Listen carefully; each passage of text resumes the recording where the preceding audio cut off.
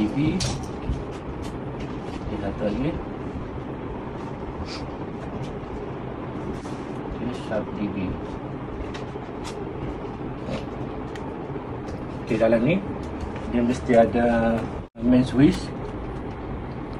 Lepas tu RCCB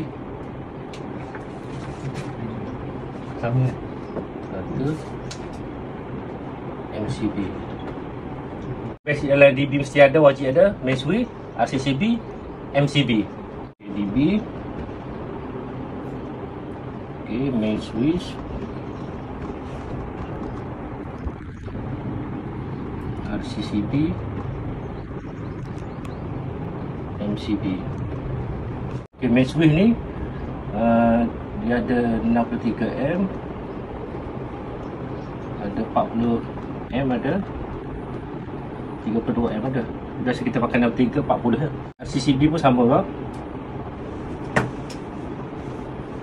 Cumanya RCCB ni dia ada kepekaan dia. Okey. Kepekaan yang pertama adalah untuk litar cahaya. Okey, litar cahaya ni lampu dan kipas lah. Okey, kepekaan dia 100 mA ataupun dia tulis 0.01 M. Lepas tu dia ada litar kuasa untuk 30 mA ataupun 0.1 saja. Ini 0.1, 0.03 M. Okey, satu lagi litar basah dia boleh, ataupun litar water heater lah. Okey, water heater. Okey, 10 mA ataupun 0.01 M. Yang dekat sini dia tulis 63M. Ni sensitif dia 0.1 M, maksudnya 100 mA kan. Okey, ni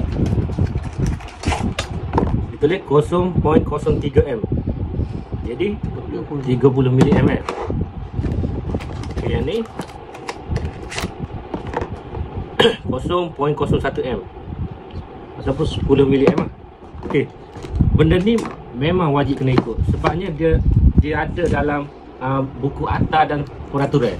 Maksudnya kalau kita tak ikut, kalau tak berlaku kes apa, kalau contohlah ada kita pergi buat wiring orang tu, kita pasang water heater tapi tak ikut spek ni, sensitivity ni. Kalau orang tu dia ambil insurans, kalau orang insurans tu tahu,